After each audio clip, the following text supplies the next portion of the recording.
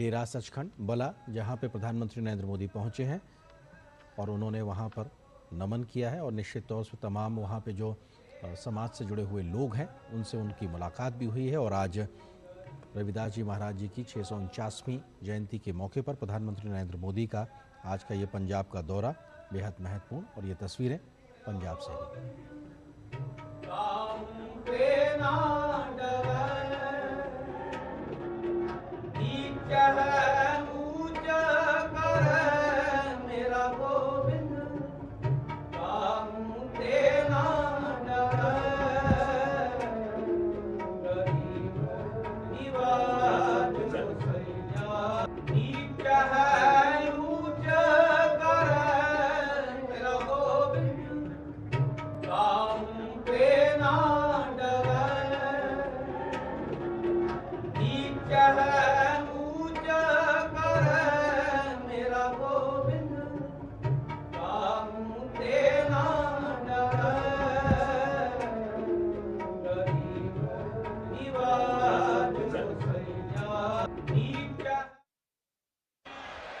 गुरु रविदास शक्ति, गुरु रविदास शक्ति।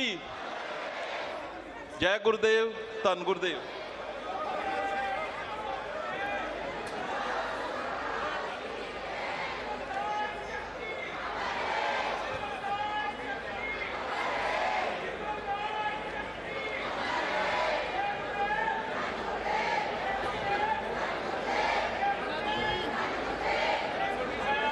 परम पूज्य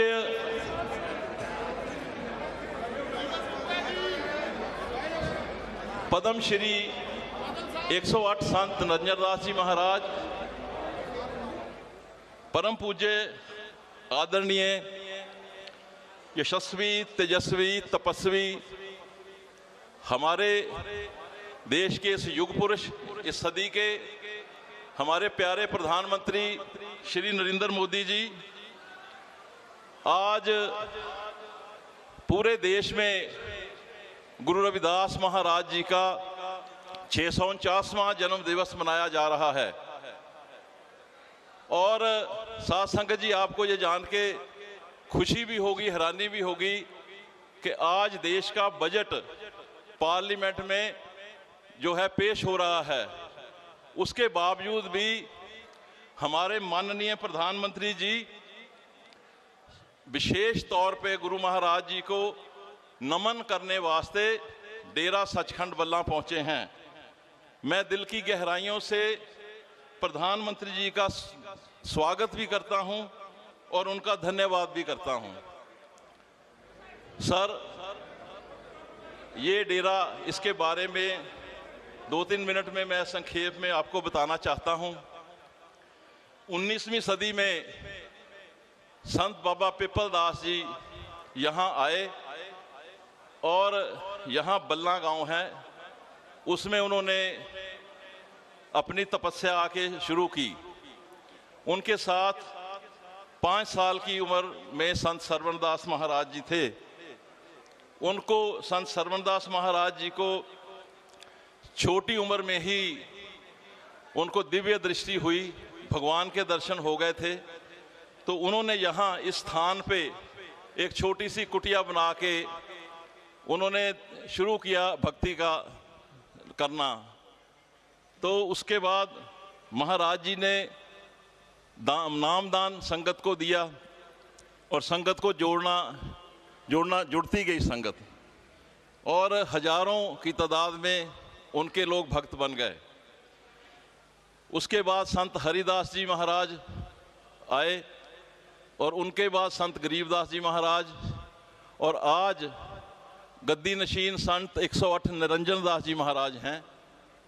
और इस डेरे में महाराज जी के, ये केवल दुआबे का डेरा नहीं है, ये देश में बहुत से राज्यों में महाराज जी के मंदिर बनाए हुए हैं। चाहे वो गुजरात है, चाहे हरियाणा है, पंजाब है, राजस्थान है, बहुत सारे जो जगह पे, पुणे में इन्होंने अपने मंदिर बनाए हैं। और विदेशों में भी लगभग 40 कंट्रियों में महाराज जी ने गुरु रविदास महाराज जी की रविदासिया धर्म की धर्म प्रचार करके उन्होंने वहाँ भी भव्य मंदिर बनाए हैं और महाराज जी को वहाँ जाने का मौका मिलता रहता है। एक घटना ऐसी हुई कि व्याना में महाराज जी और हमारे शहीद रामानंद जी संत ये इकट्ठे गए और वहाँ पे सत्संग के दौरान कुछ अनपछाते एंटी नेशनल लोग उन्होंने आके गुरु महाराज जी पे भी गोलियां दागी और संत रामानंद जी पे गोलियां दागी, जिसमें महाराज जी बहुत जख्मी हो गए थे और संत रामानंद जी शहीद हो गए। वो हमारे बहुत प्रचारक थे, लेकिन शहीदी के बाद हमारा काम रुका नहीं। महाराज जी आज भी बाहर जाते हैं। अभी कुछ दिन पहले दुबई में गुरुद्वारे की शुरुआत करने की बात हुई है, पहले बहरीन में बना के आए हैं। तो सर ये मैं आपको बात कहना चाहता हूं कि इस महाराज जी ने रविदासिया धर्म में धर्म परिवर्तन नहीं होने दिया। ये जो धर्म परिवर्तन वाले हैं उनको भी वापस लेके आए अपने धर्म में। ये महाराज जी की शक्ति है। बहुत सारे जो धर्म परिवर्तन करके लोग गए उनको भी वापस लेके आए। महाराज जी ने ये बहुत बड़ी बात है कि कोई भी हमारी जो रविदासिया कौम है बहुत कम लोग महाराज जी को छोड़ के कहीं गए होंगे, नहीं तो सारे महाराज जी के साथ हैं। और इनकी शक्ति इतनी है, ये नामदान भी देते हैं। करोड़ों लोगों ने नामदान महाराज जी से लिया हुआ है। आज हमारा मन गदगद हो रहा है। हम बहुत प्रधानमंत्री जी के आभारी हैं। प्रधानमंत्री जी ने एक बहुत बड़ा काम किया। इस देश को आज़ाद हुए 78-79 साल हो गए, लेकिन आज तक किसी भी सेंटर में से प्रधानमंत्री या किसी सेंटर की सरकार ने हमारे महाराज जी को या हो और हमारे संत जो हैं किसी का मान सम्मान नहीं किया। और हम इस बात से दिल की गहराइयों से प्रधानमंत्री जी का धन्यवाद करते हैं।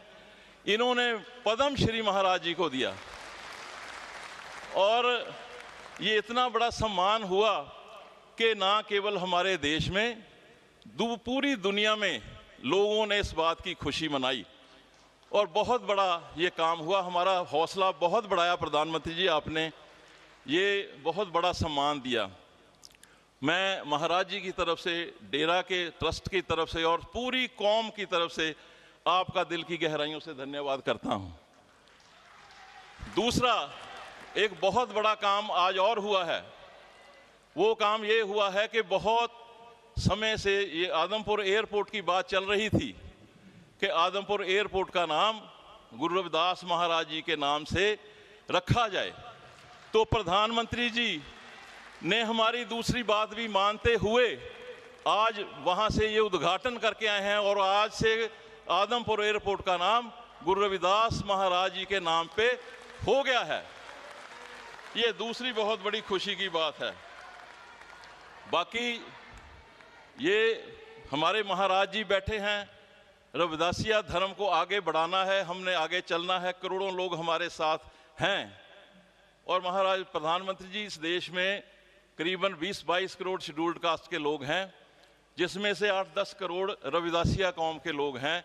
वो अलग अलग नाम से जाने जाते हैं देश में और महाराज जी उन पे भी सब पे आशीर्वाद रखते हैं। तो वो एक अच्छा संदेश सबको गया है कि आपने ये बड़े काम किए हैं। आप बहुत दूरअंदेशी वाले इंसान हैं, आपको पता है कि किसको क्या देना है, किसको क्या करना है। हमने कोई मांग नहीं रखनी, लेकिन आप बस ये हम चाहते हैं कि आप हमारी कौम के आशीर्वाद रखें ताकि जो आने वाले समय में इस देश का और बड़ा मान सम्मान हो और बड़ा नाम हो। सो मैं आज के इस मौके पे बहुत बहुत आपका आभारी हूँ, धन्यवादी हूँ कि आप अपना इतने कीमती समय निकाल के यहाँ पे दर्शन करने आए। ये बहुत बड़ी बात है। ये हमारे रविदासिया समाज में, शेड्यूल्ड कास्ट समाज में दिल पे लिखा गया है कि आपने आज दो बड़े महान काम किए हैं। सो अंत में मैं महाराज जी से विनती करूंगा कि महाराज जी माननीय प्रधानमंत्री जी को जो मान सम्मान है वो इनको दें और मान सम्मान बढ़ाएं।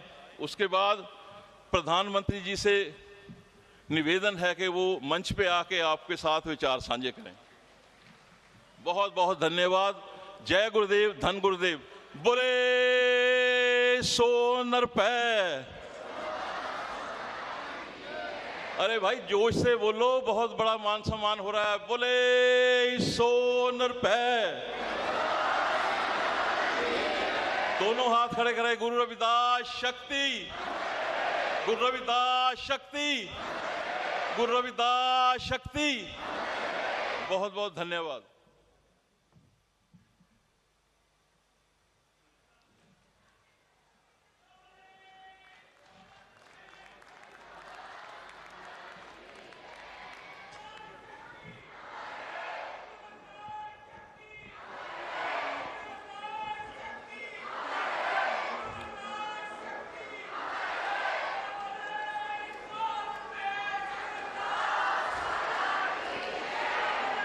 जय गुरुदेव, धन धन गुरुदेव। आज मेरा सौभाग्य है पद्मश्री संत निरंदास जी महाराज के आशीर्वाद प्राप्त करने का अवसर मिला है। डेरा सच्चखंड बल्ला के ट्रस्टी बरिंदर दास जी, हरदेव राम जी, कोऑर्डिनेटर अविनाश चंद्रा जी, सभी पूज्य संतगण, देश के अलग अलग हिस्सों से आए सभी श्रद्धालु, मेरे पंजाब के भाई और बहनों, मैं पंजाब दी इस धरती नू नमन करदा हां।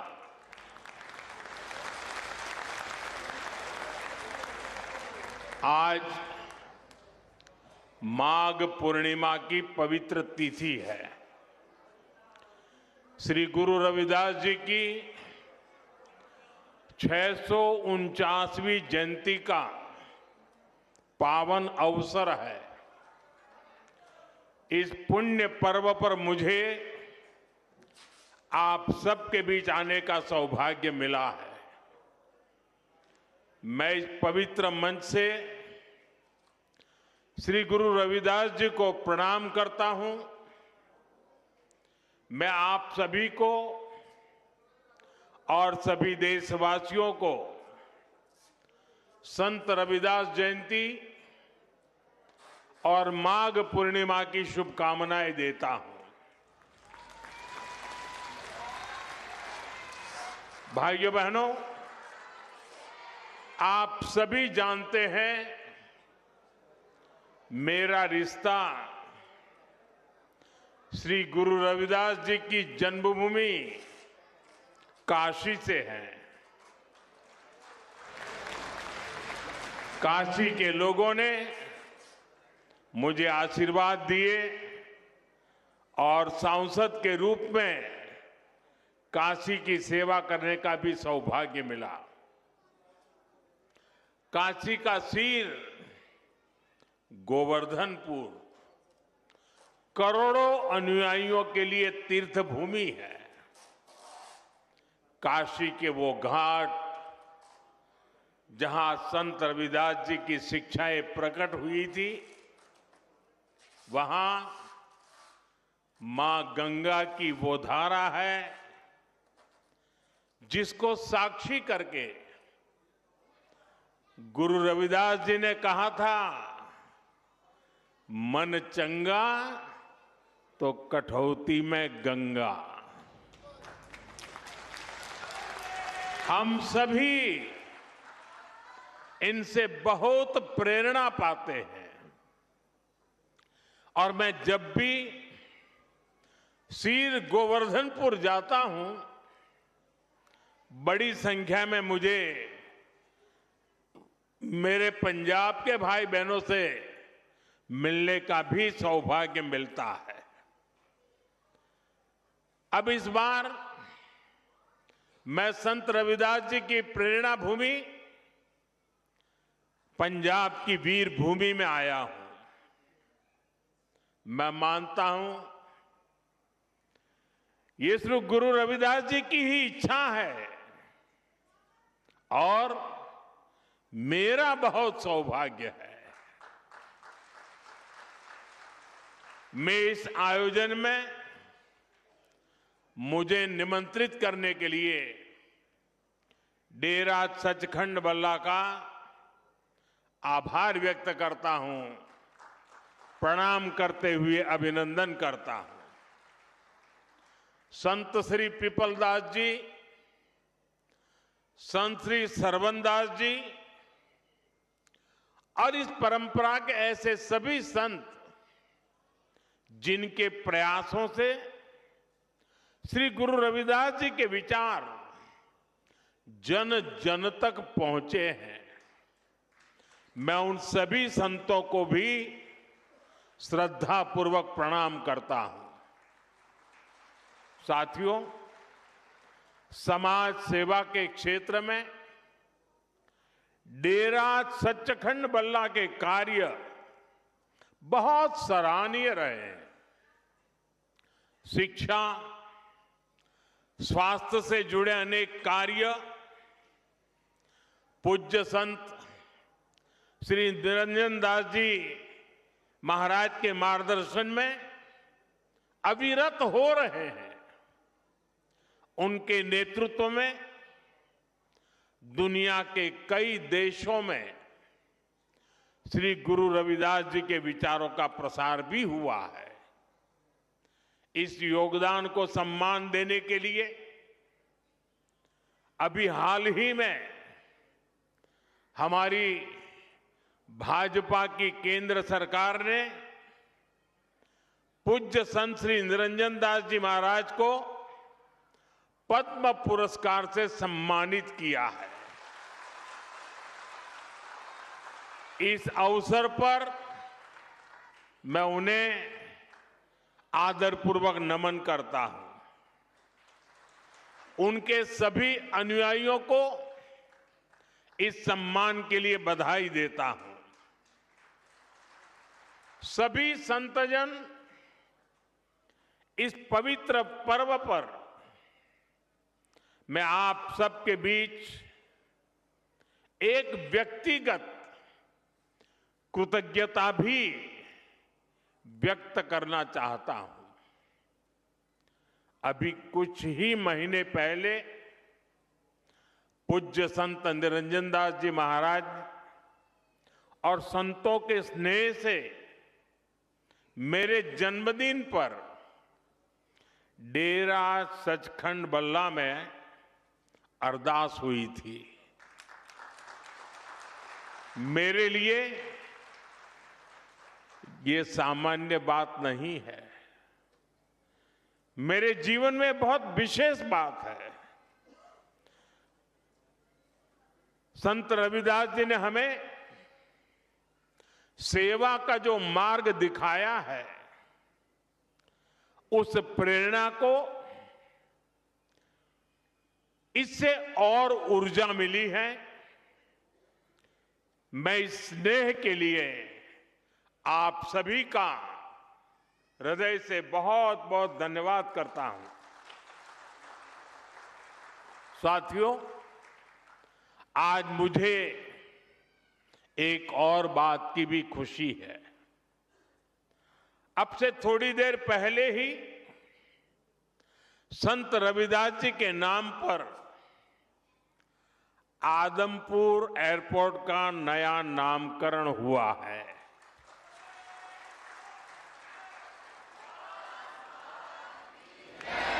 आदमपुर एयरपोर्ट को अब श्री गुरु रविदास जी महाराज जी एयरपोर्ट के नाम से जाना जाएगा।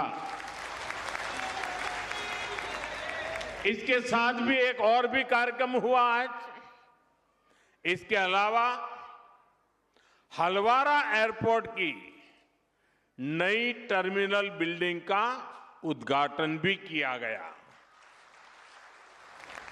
मैं पंजाब समेत पूरे देश के लोगों को इन कार्यों की बहुत बहुत बधाई देता हूं।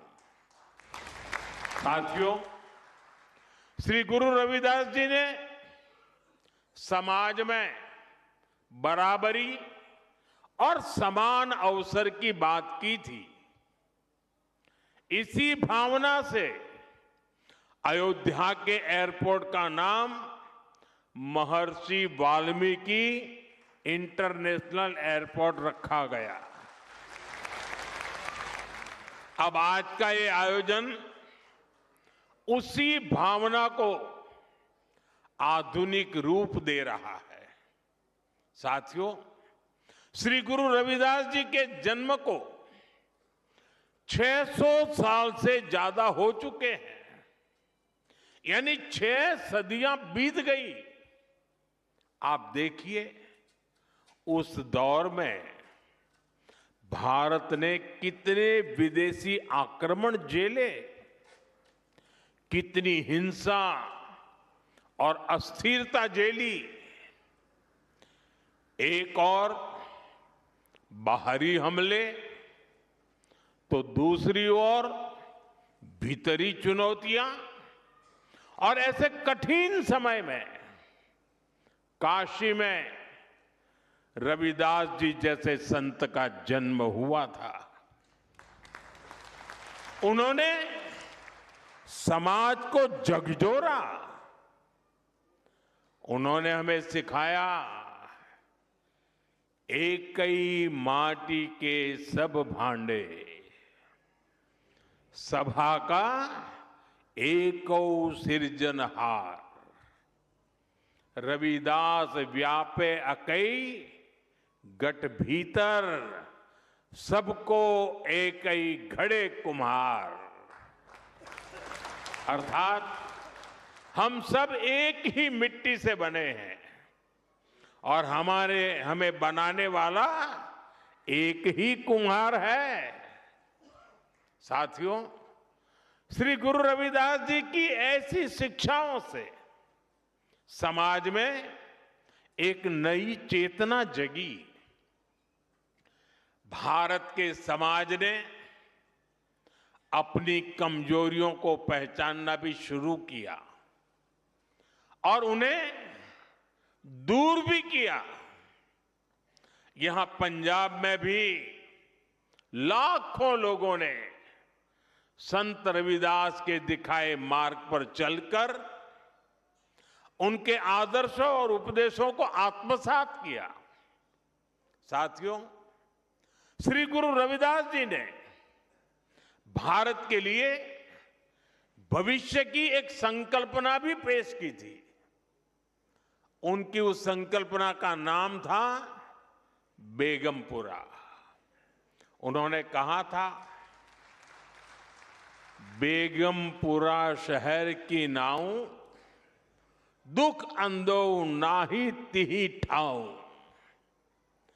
ना तस्वीस खिराजू, न मालू खौफू न खाता न तरसू जवालू।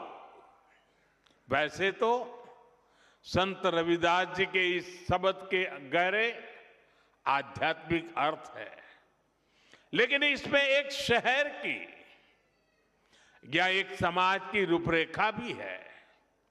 एक ऐसी व्यवस्था जहां कोई दुखी ना हो, कोई वंचित ना हो। मुझे संतोष है कि आजादी के इतने दशक बाद देश अब मिशन मोड में पूज्य रविदास जी की संकल्पना को साकार करने के लिए काम कर रहा है। इसी मिशन का नाम है विकसित भारत का लक्ष्य।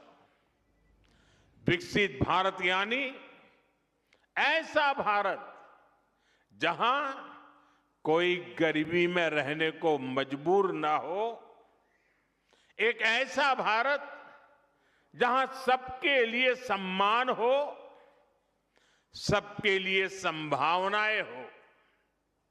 और मुझे विश्वास है संत रविदास के आशीर्वाद से हम विकसित भारत के लक्ष्य को जरूर पाकर रहेंगे। साथियों, आज सुबह ही संसद में देश का बजट प्रस्तुत किया गया है। ये बजट गरीब, अन्नदाता, युवा शक्ति और नारी शक्ति को और सशक्त करने वाला बजट है। ये बजट गांव को मजबूत करने का बजट है। ये किसान की आय बढ़ाने वाला बजट है। ये आत्मनिर्भर भारत को, मेक इन इंडिया को बढ़ावा देने वाला बजट है। साथियों, बीते वर्षों में हमारी सरकार ने सड़क, पुल, बिजली, पानी, रेल, गरीबों के घर, सिंचाई, ऐसे हर इंफ्रास्ट्रक्चर में अभूतपूर्व निवेश किया है। इस बजट में ऐसे कामों के लिए पहले से भी अधिक यानी 17 लाख करोड़ रुपए का प्रावधान किया गया है। इससे गांव, गरीब, किसान, नौजवान सभी को फायदा होगा। इंफ्रास्ट्रक्चर निर्माण पर लगने वाला हर रुपया रोजगार के अनेक नए अवसर बनाता है। गांव में गरीब का घर बनता है तो मिस्त्री हो, गाड़ी वाले हो, स्थानीय दुकानदार हो, सबको फायदा होता है। गांव की सड़कें अच्छी होगी तो मंडी तक उपज पहुंचाना आसान होगा और इन सब का फायदा यहां आप सभी को मिलेगा। साथियों, बीते सालों में हमारी सरकार ने गरीबों और मध्यम वर्ग को सस्ता और अच्छा इलाज देने में बहुत ध्यान दिया है। पिछले 11 सालों में बहुत सारी दवाएं सस्ती की गई है। गरीबों को और बुजुर्गों को मुफ्त इलाज की सुविधाएं दी गई है। इस बजट में इसी संवेदनशीलता के साथ और भी महत्वपूर्ण निर्णय लिए गए हैं। कैंसर के इलाज को और सस्ता करने के लिए अनेक कैंसर दवाओं को और सस्ता किया गया है। कई ऐसी और बीमारियां हैं जिनकी दवाएं विदेशों से मंगानी पड़ती हैं। गरीब और मिडिल क्लास के लिए इतनी महंगी दवाएं पहुंच से बाहर होती हैं। ऐसी अनेक दवाओं को भी अब और सस्ता किया गया है। साथियों, इस बजट का बहुत अधिक फोकस जालंधर, लुधियाना, होशियारपुर जैसे देश के अनेक शहरों को विकास का बड़ा केंद्र बनाने पर है। ऐसे शहरों के विकास के लिए बहुत बड़े प्रावधान किए गए हैं। पंजाब तो देश के उन राज्यों में है जहां किसानों के साथ साथ छोटे छोटे उद्योगों की, एमएसएमईज की एक समृद्ध परंपरा है। देश के एमएसएमईज को बीते वर्षों में लाखों करोड़ की मदद दी गई है। इस बजट में भी एमएसएमईज के लिए हजारों करोड़ रुपए के फंड की व्यवस्था की गई है। बीते वर्षों में भारत का एक्सपोर्ट बहुत अधिक बढ़ा है। इस बजट में भी निर्यातकों के लिए, एक्सपोर्टर के लिए अनेक बड़ी घोषणाएं की गई है। साथियों, भारत अब दुनिया के बड़े कपड़ा और वस्त्र निर्यातकों में से एक बन रहा है। इसलिए इस बजट में टेक्सटाइल सेक्टर के लिए, हमारे बुनकर भाई बहनों के लिए भी अनेक घोषणाएं हुई है। महात्मा गांधी ग्राम स्वराज अभियान से हमारे गांवों में जो बुनकर है, हथकरघा और हस्तशिल्प से जुड़े साथी हैं, उनको बहुत फायदा होगा। कपड़ा क्षेत्र में ज्यादा से ज्यादा रोजगार बने, इसके लिए प्रोत्साहन का भी प्रावधान किया गया है। देश में और भी कई मेगा टेक्सटाइल पार्क बनाए जाएंगे। इससे कपास किसानों से लेकर श्रमिकों तक हर किसी को फायदा होगा। साथियों, बजट का एक और फोकस एरिया खेल है, स्पोर्ट्स है, और पंजाब तो इसमें बहुत आगे हैं। इस बजट में खेलो इंडिया मिशन की घोषणा की गई है। इसके तहत आधुनिक इंफ्रास्ट्रक्चर तो बनेगा ही, साथ ही जो कोच हैं, सपोर्ट स्टाफ है, स्पोर्ट्स साइंस है, इससे जुड़े प्रोफेशनल्स भी तैयार किए जाएंगे। साथियों, बजट से कुछ दिन पहले ही देश की अर्थव्यवस्था में नई ऊर्जा भरने वाला एक और ऐतिहासिक काम हुआ है। भारत और यूरोपियन यूनियन के बीच ट्रेड डील पर सहमति बनी है और सारी दुनिया कह रही है मदर ऑफ ऑल डील। आज पूरी दुनिया में हर तरफ इसकी बड़ी चर्चा है। इस ट्रेड डील के बाद यूरोप के 27 देशों के साथ हमारा व्यापार खूब फलेगा फूलेगा। अब हमें वहां सामान भेजने के लिए टैक्स ना के बराबर देना पड़ेगा।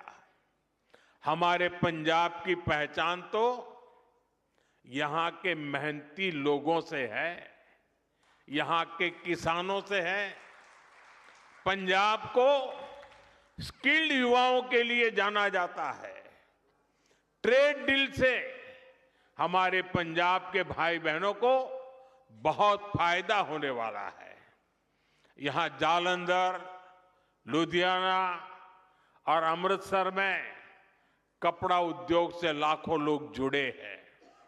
अब पंजाब के टेक्सटाइल सेक्टर को नए और बड़े बाजार मिलेंगे। 27 देश खुल गए हैं। यहां जो कपड़े तैयार होंगे वो यूरोप के बड़े बड़े बाजार में बिकने के लिए जाएंगे और उन पर टैक्स भी न के बराबर होगा। इसका मतलब है पंजाब की फैक्ट्रियों में ऑर्डर बढ़ेंगे, फैक्ट्रियों में काम बढ़ेगा। इससे डिजाइन, प्रोडक्शन जैसे दूसरे फील्ड में भी रोजगार बढ़ेंगे। साथियों, हमारा ये जालंधर स्पोर्ट्स से जुड़े सामानों के लिए, स्पोर्ट्स गुड्स के लिए विश्व प्रसिद्ध है। यूरोपियन यूनियन से हुई ट्रेड डील के बाद जालंधर और आसपास के इलाकों में स्पोर्ट्स के सामानों की मैन्युफैक्चरिंग बढ़ जाएगी।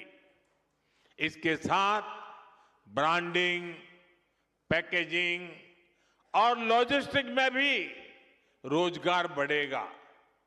आज जो बजट प्रस्तुत हुआ है उससे भी जालंधर के स्पोर्ट्स गुड्स सेक्टर को बहुत मदद मिलेगी।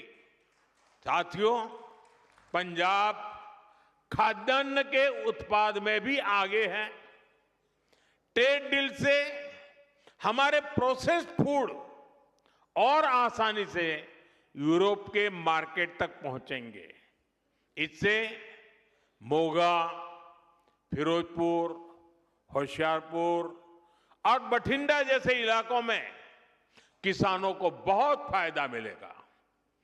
ये व्यापार समझौता पंजाब के युवाओं के लिए, किसानों के लिए बहुत बड़ा अवसर लेकर आया है और मुझे विश्वास है श्री गुरु रविदास जी के आशीर्वाद से आप सभी को इसका भरपूर लाभ मिलेगा।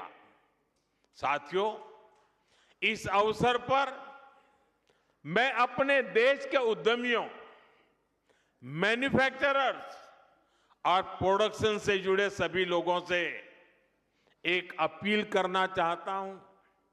हमें अपने प्रोडक्ट की क्वालिटी पर बहुत जोर देना होगा। हमारे उत्पाद जहां भी जाएंगे उन पर भारत की छाप होगी।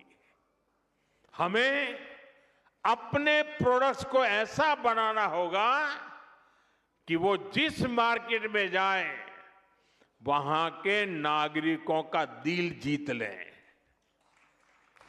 हमें ध्यान रखना होगा कि प्रोडक्शन क्वालिटी पर कोई समझौता ना हो। उसकी डिजाइनिंग, पैकेजिंग सबसे बेहतर हो। हमारे प्रोडक्ट वहां के नागरिकों की जरूरत के हिसाब से हो और लोगों को लगे कि अगर ये सामान भारत में बना है तो ये वैल्यू फॉर मनी है। आज ग्लोबल मार्केट में कंपटीशन बहुत ज्यादा है। अगर हम क्वालिटी प्रोडक्ट नहीं बनाएंगे तो हमारी जगह कोई और ले लेगा, फिर यह अवसर हमारे हाथ से निकल जाएगा। हमें ये अवसर नहीं जाने देना है। एक समय था जब भारतीय प्रोडक्ट्स अपनी क्वालिटी की वजह से जाने जाते थे, लेकिन गुलामी के लंबे कालखंड में इस पहचान को मिटाने का प्रयास हुआ। हमें भारत की उसी पहचान को फिर से स्थापित करना है। हमें पूरी ताकत लगानी है कि हम अपने प्रोडक्ट की क्वालिटी ज्यादा से ज्यादा बढ़ाएं ताकि हम उस मार्केट के रूप में स्थायी जगह बना सके, लोगों का दिल जीत सके। क्वालिटी ही भारत में बने प्रोडक्ट की सबसे बड़ी ब्रांडिंग होगी। तभी हम वहां के मार्केट में मजबूत पकड़ बना पाएंगे। साथियों, श्री गुरु रविदास जी ने हमें उपदेश किया है, श्रम कऊ ईसर जानी कई, जऊ पूजही दिन रैन। रविदास तिही ही संसार मह सदा मिलही सुख चैन। अर्थात जो श्रम को ईश्वर मानकर उसकी पूजा करता है वो हमेशा सुखी रहता है। इसलिए आज देश श्रम की पूजा कर रहा है। आज खेतों में पसीना बहाने वाले किसान के लिए किसान सम्मान निधि मिल रही है। यहां पंजाब के किसानों को भी पीएम किसान सम्मान निधि के 6,000 करोड़ रुपए से अधिक मिले हैं। आज श्रमिक वर्ग को नए कानून बनाकर उसके अधिकार दिलाए जा रहे हैं। हमारी सरकार गुरु रविदास जी के विचारों को निरंतर आगे बढ़ा रही है। जैसे अब संत रविदास जयंती का राष्ट्रीय स्तर पर आयोजन होने लगा है।